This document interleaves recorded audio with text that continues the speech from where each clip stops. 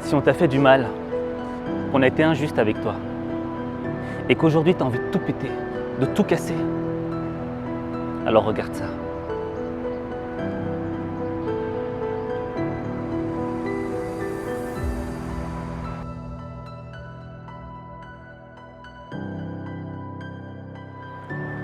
Depuis notre naissance, on est confronté à un monde où l'on doit être conforme.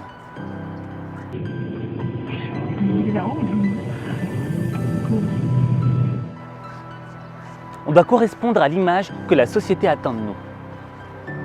Et si tu corresponds à cette image, félicitations, t'es un vainqueur, un winner. Tout le monde t'admire. Et là, tu peux te dire, j'ai réussi ma vie. Mais si tu rentres pas dans le moule, que tu es légèrement différent, tu es un loser. Et être loser, c'est égal à être exclu du groupe. Et ça fait mal d'être rejeté du groupe. Parce que la nature humaine, elle est faite pour vivre en groupe.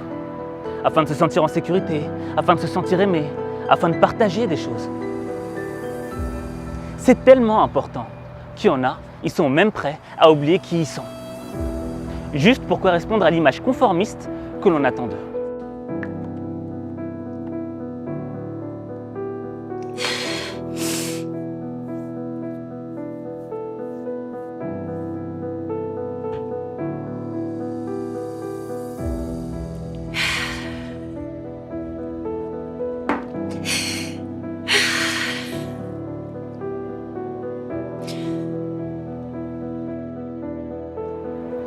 Et ça, c'est ce qui est arrivé à Arthur Fleck.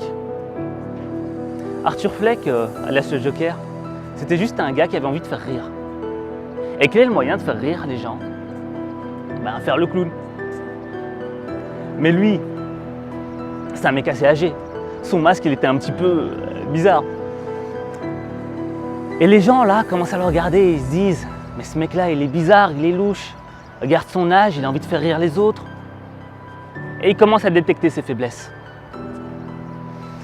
Et à un moment où les gens, pour se sentir bien plus puissants, bien plus forts, bien plus grands, ils vont commencer à l'écraser, à le harceler, à faire de sa vie un enfer. Et Arthur, lui, il se dit, un jour les choses changeront, un jour on m'aimera, un jour je mériterai l'amour que je mérite de recevoir. Au fait, Arthur, il se racontait des histoires. Comme le disait Patrick. Tu vois la notion du Joker. Ouais. Tu vois, quand on disait qu'on pétait les plombs, etc. Ouais. Et... Au fait, t'as dit qu'on était tous des jokers potentiels. Quoi. Ouais. On a tous ça en nous. Ouais. Tu pourrais développer cet aspect? Bien sûr. On est tous des jokers potentiels parce que pour ceux qui ont vu le film et allez voir le film parce qu'il est juste ouf. Joker, c'est quoi? C'est quelqu'un à qui on a raconté une histoire, qui a cru cette histoire. Sa mère lui a dit, tu es là pour faire rire le monde. Tu es là pour apporter de la joie. Il apprend que son papa est peut-être l'un des hommes les plus influents du monde, par cette mère. Et donc, toute sa vie, il s'est raconté cette histoire. Et donc, il en a fait quelque chose de réel. Et on voit une bataille intérieure entre cette histoire et la réalité qu'il affronte. la réalité qu'il n'est pas comme les autres. La réalité qu'il a du mal, en fait, à être lui-même. Parce qu'on lui a raconté une histoire, il essaye de coller à cette histoire, mais en réalité, c'est pas lui-même. Et donc, il se mange des baffes.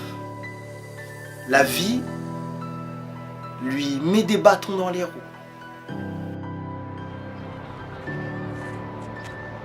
Les jours se suivent et se ressemblent pour Arthur Fleck. Toujours les mêmes moqueries. Bon allez mec, accouche, dis-nous ce qu'il y a de comique là, putain. Regarde,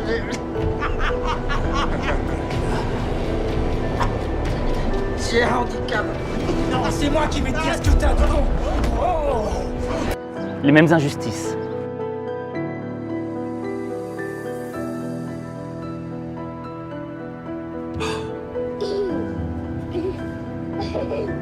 Vous pouvez arrêter d'embêter mon fils? Le même manque de respect. Et à notre époque où tout le monde croit pouvoir faire mon boulot, écoutez un peu ce gars-là.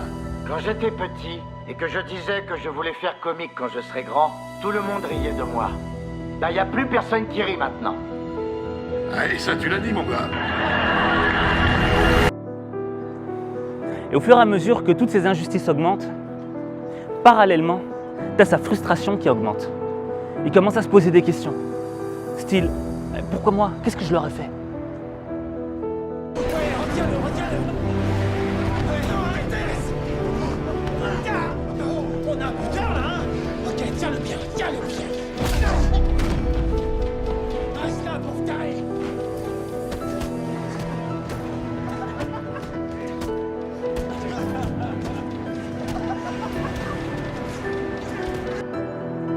Et en se remettant en question, il commence à prendre conscience du fait que il a maquillé la réalité de sa vie pour la rendre moins triste.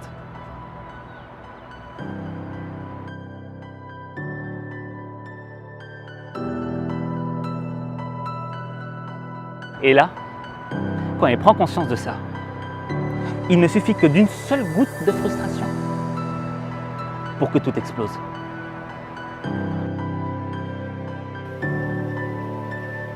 Et sans spoiler totalement le film,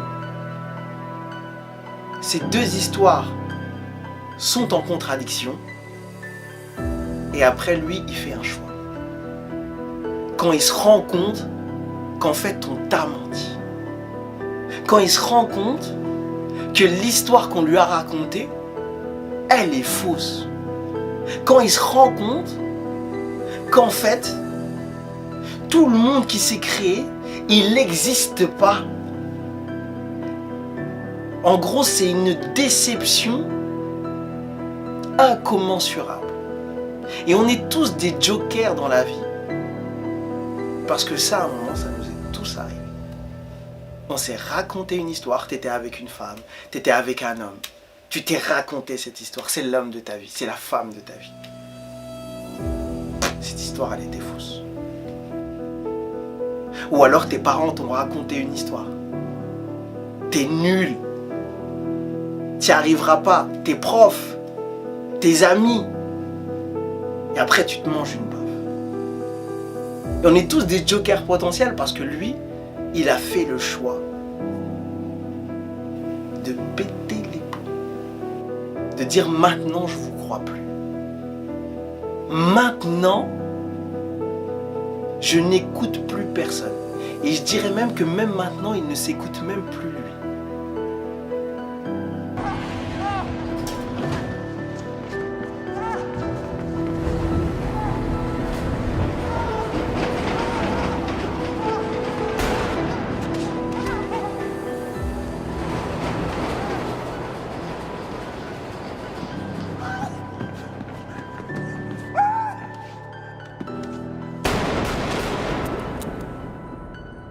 Alors que ce qui est intéressant, c'est son antagoniste, c'est Batman. Parce que Batman lui aussi, on lui a raconté une histoire. C'est le fils de... C'est Bruce Wayne, le fils de la famille Wayne, celui qui va. Et pourtant son père meurt très jeune. avec sa mère dans une ruelle sombre. Et donc lui aussi, son monde s'écroule. Lui aussi, cette histoire n'existe plus. Mais il fait un autre choix. Mais la douleur, les deux douleurs, peuvent être comparables. C'est deux mondes qui s'écroulent. Et là, on a deux choix à faire. Et ça nous arrive tout le temps. Tout le temps, tout le temps. Et ta vie, elle se résume à ces choix.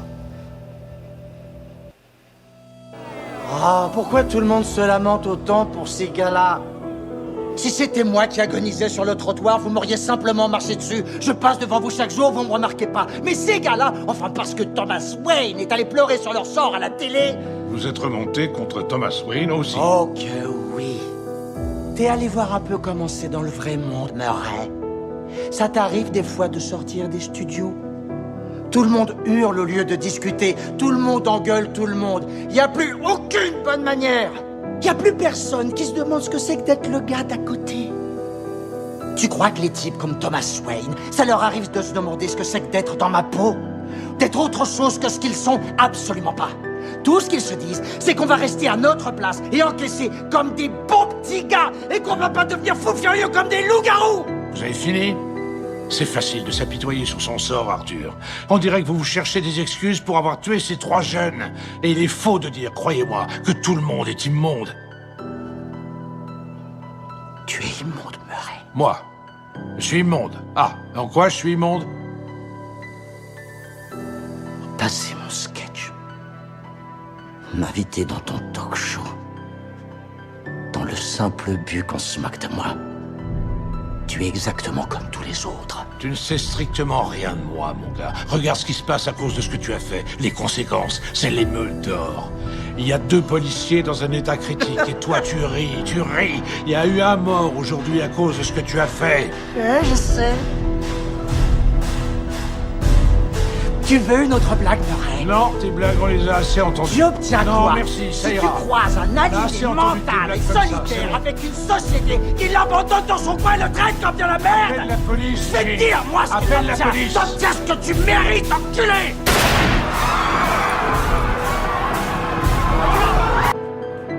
Boum, tout a explosé.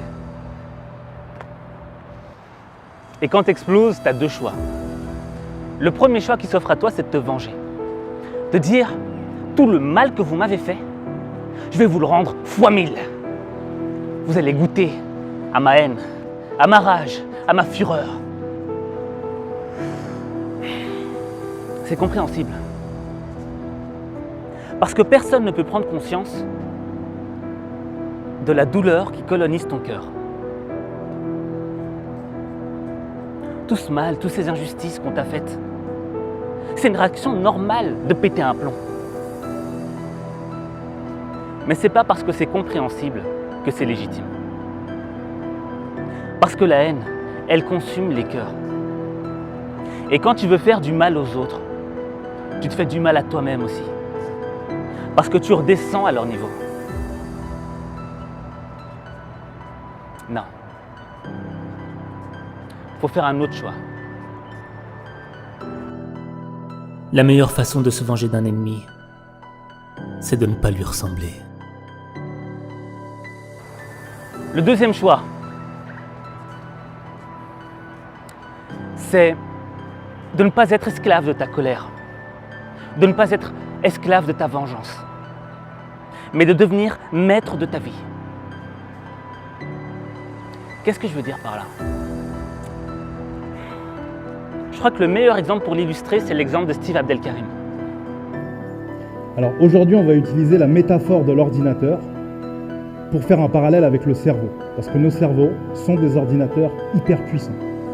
Et tout comme un ordinateur peut être infecté par un virus, et il peut ramer, nos cerveaux peuvent être infectés par des virus. Par exemple. Alors Steve Abdelkarim, c'est un conférencier dans le développement personnel. Le mec, il a eu 1001 vies, il a été dans les commandos, champion de lecture rapide, etc. Et il m'avait invité à un de ses séminaires. Et là, il racontait l'histoire du fait que très souvent dans sa vie, il était victime d'injustice. Genre à l'aéroport, on l'arrêtait, contrôle abusif, tu vois, des trucs du genre quoi. Moi à sa place, j'aurais pété un plomb. Mais lui il disait non, c'est pas grave. Et je me disais mais comment ça c'est pas grave? Et il répond, ça fait partie de ma légende personnelle. Là j'ai eu un déclic, tu vois. Ma légende personnelle. Et là tu prends conscience que tous les grands noms de ce monde sont passés par des injustices, sont passés par des difficultés. Mais ce qui a fait qu'ils sont devenus des légendes, c'est leur réaction face à l'injustice.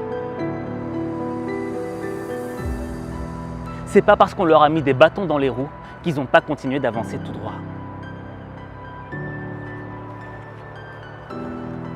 Et un des meilleurs exemples pour moi, c'est Jack Ma, le fondateur d'Alibaba. Bon, le gars, il est milliardaire, mais avant de devenir milliardaire, il a été rejeté partout. Je pense qu'on doit s'y habituer. On n'est pas si bon que ça. Encore aujourd'hui, il y a beaucoup de gens qui nous rejettent. Vous savez, pendant 3 ans j'ai essayé, mais j'ai échoué à l'université. Alors j'ai postulé à plusieurs jobs, mais j'ai été rejeté 30 fois. J'ai été à la police, on m'a dit non, t'es pas assez bon.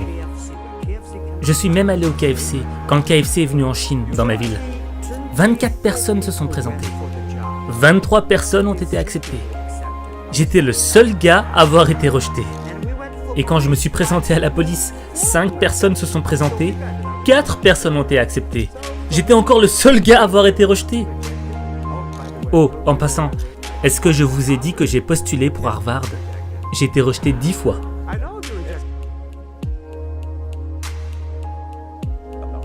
Et là, je me suis dit, peut-être qu'il faudra que j'aille donner cours là-bas un jour.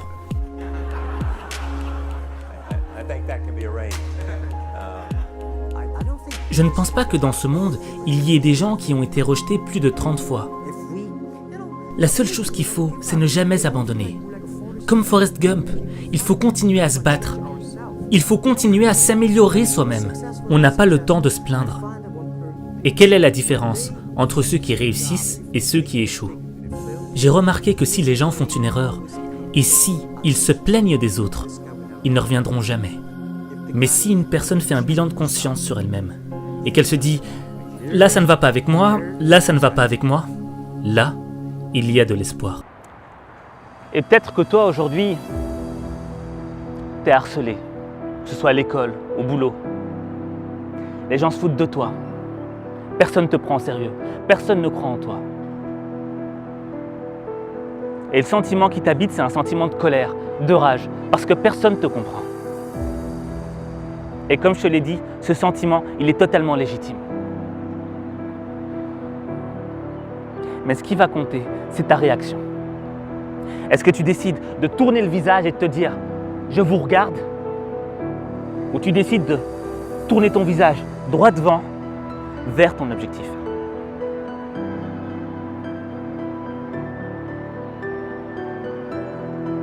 Choisis ta réaction. Il n'y a que toi qui peux choisir ce que tu veux faire de ta vie.